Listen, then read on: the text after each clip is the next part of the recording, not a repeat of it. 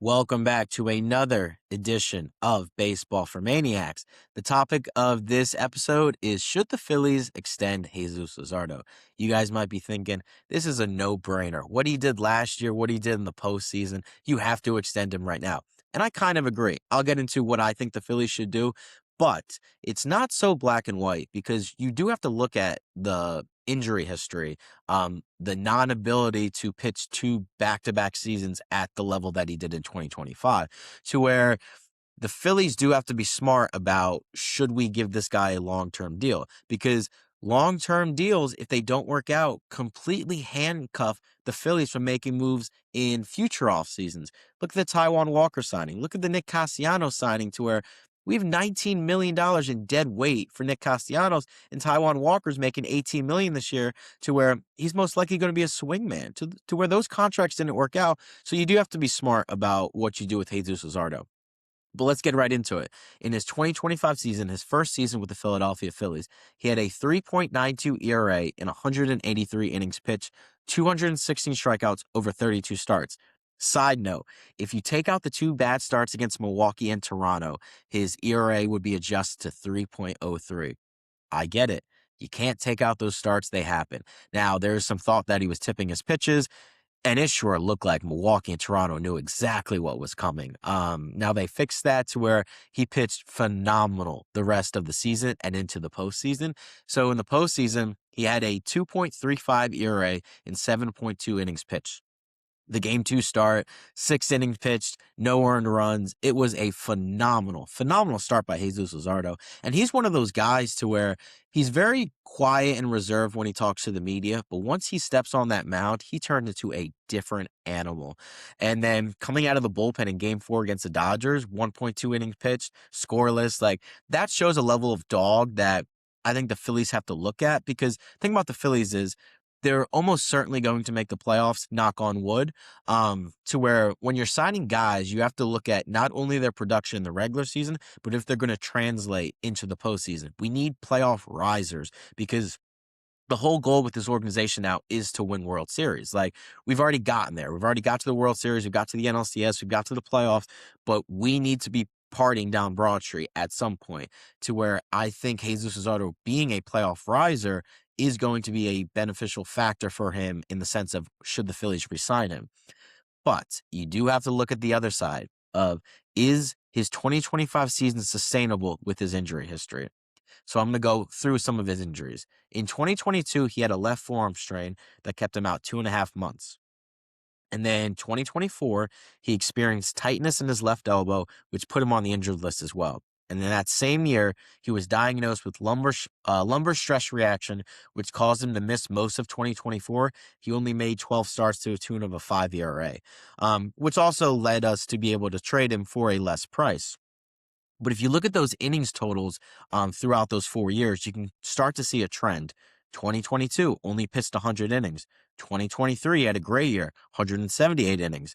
2024 only 66 innings pitched. Last year, 183 innings pitched. So based on the trends, he can't stay healthy for back-to-back years, to where 2026 is going to be a very pivotal year, because it's, if you don't extend him right now, which I think the Phillies should do, and I'll get into that later, his value's only going to go up, because now you have 2 full seasons of him pitching elite along with health. And that's, of course, what you want out of your starting pitchers. Now, what will he cost if he does stay healthy? So I believe, and this is just my opinion, if he stays healthy and has the season he had in 2025, he will get a 6-year deal worth around $180 million, $30 million AAV. Dylan Cease, I think Dylan Cease is a good guy, but I think he's the most overrated pitcher in Major League Baseball. He got 7 years, 210. Granted, with the deferrals, it really comes out to 7 years, $184 million. That's the kind of contract he got, and he pitched to a 4.5 ERA last year. Now, granted, Dylan Cease posts, he doesn't really get injured, to where, of course, that led into him getting that contract as well. But in my opinion, if Dylan Cease got that, what on earth would Jesus Luzardo get? Now, for the baseball nerds, and I would consider myself a baseball nerd, but I think some people take it to an extreme with Dylan Cease. They're like, look at that fastball, look at that slider. What else does he have? He's a two-pitch pitcher to where if one of those is off, he's completely screwed to where I didn't agree with the contract Dylan Cease got, but the Blue Jays have a lot of money to where if they want their guy, go get their guy. Now, in the what I like to look at for a player's free agency preview is what other players at his position are available at the time of free agency as well. Because if you have a, let's say, okay, mid-tier starting pitcher, but he's the best pitcher available in that given free agency class, of course he's going to get more money than his value because teams are going to be desperate to where if they have a need at starting pitching, they're going to try to get the best pitcher available. Now, the starting pitching class, in my opinion, is kind of weak, but it's not weak at the top two for next offseason. Tarek Skubal is a free agent. He's going to get $500 million to where I think this benefits Jesus Luzardo because the other pitchers aren't at that level to where those are the two top guys, in my opinion, to where teams that miss out on Tarek Skubal, they can look to pivot to Jesus Luzardo, a lefty, great stuff, especially if he comes off a 2026 season that he had in 2025, so back-to-back really good years. They're going to look at, well, we didn't get Skubal, so let's push that money to Luzardo and he's going to be much cheaper.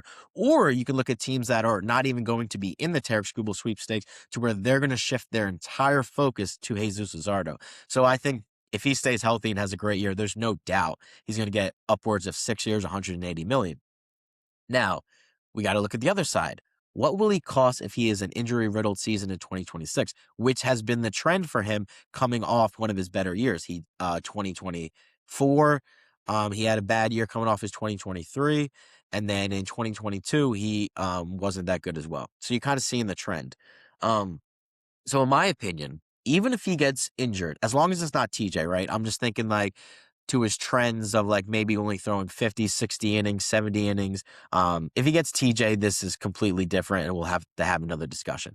God forbid he gets TJ. We do not want that to happen, obviously. But I think even if he does have a injury-riddled season, he still can get a 3-year, $60 million contract with an opt-out after year 1 and year 2.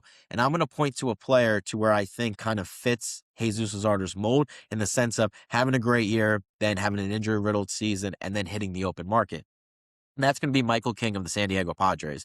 So in 2024, he had a 2.95 ERA for the Padres over 173 innings pitched. Great year, post it, phenomenal.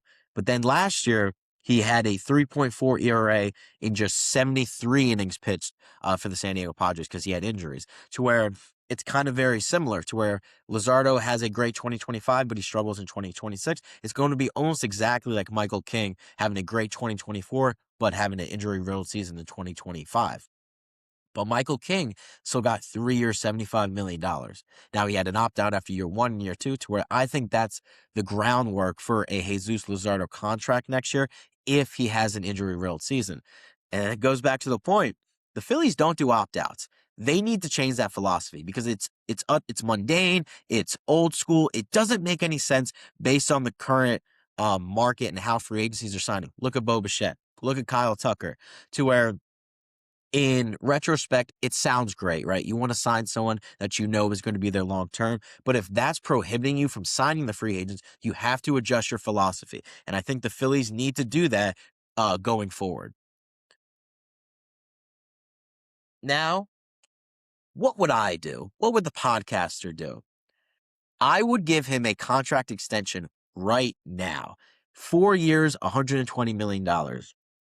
To where I said I think he's going to get 6 years, 180 if he hits the open market and has a good year this year. So it's the same AAV, it's just 2 less years. And that helps the Phillies in the sense of obviously less years to where if he does struggle, it's not going to be that detrimental from a 4-year contract compared to a 6-year contract. To where it's a huge gamble. It's a risky move, but I think the Philadelphia Phillies have to make that decision because the upside of Jesus Luzardo, if he has a season in 2026 similar to his 2025, and then the next 4 years after this season, 4 years, $120 million is going to be an absolute steal for him. And I just think if you present that contract to him right now, I think he would have a hard time saying no to it, just based on his injury history. It's $120 million is life changing to where even what he's making now in arbitration, I think it's like 12, 13, obviously still life changing money. Anytime you're making a major league salary, it's really good money. But if you offer him $120 million, I just don't see any way where he declines that. Again, it's a big risky move, but that's what I would do if I were Dave Dombrowski and Preston Mattingly. I would extend him right now. Now, if you don't extend him and then he goes somewhere else next year, let's look into some possible replacements for Jesus Luzardo. It's not that good. Of course, you got Tarek Skubal. Now, if we replace Luzardo with Tarek Skubal, absolutely any day of the week, twice on Sunday. I don't think the Phillies are going to be in that market. Michael King, because I believe he's going to have a decent year. He's going to opt out if he stays healthy. He could be an option. Nick Pivetta. Let's have a little reunion. Come on, let's bring him back to Philadelphia. That's never going to happen, but he's an option. Kevin Gausman is a free agent after this year. Now, I think he would only get a 1 to 2 year deal because he's 36 years old. Next year, he turns 36 to where it'd be like a high AAV deal, which the Phillies aren't really known to do for. They're more long-term, spread it out, but he's an option. Shane Bieber, maybe. He has some injury history. He had TJ, I believe, in 24. But if he has another healthy year, I think he's going to get paid to where, in my opinion, there's really not anyone better, unless you're getting Tarek Skubal, which I don't think we're going to do, than Jesus Luzardo. And it's going to be a risky move to offer him that contract extension because here's the thing. If he doesn't have a good 2026 season, if the back flares up, God forbid he has an elbow injury, it's going to look like a bad deal. But you can only make the deal or give the contract offer in the present day, right? You can't look into the future, can't look into the past. You can't do all that stuff. You have to make your decision. And it's a risky move, but I would give Jesus Luzardo 4 years, $120 million. I would offer him that yesterday and see what he does because we lost Ranger and we don't have anyone coming up. Well, maybe Gage Wood, but I think Gage Wood is more a reliever in the long term. I hope I'm wrong because obviously you want starters over relievers. They're more valuable. But the Phillies minor league depth is not where it needs to be in starting pitching to where I really don't think you can afford to let Jesus Luzardo go. But that's what I would do. Let me know what you guys think in the sense of Jesus Luzardo. Would you test it out, let him kind of pitch in 2026 and then revisit this in the offseason? Would you give him the contract extension now? What would you do? Personally, I hope they should extend him right now, today. Offer him the contract, Dave. But that'll do it for this episode of Baseball for Maniacs. Let me know what you guys think in the comments below. Thanks, and have a good one.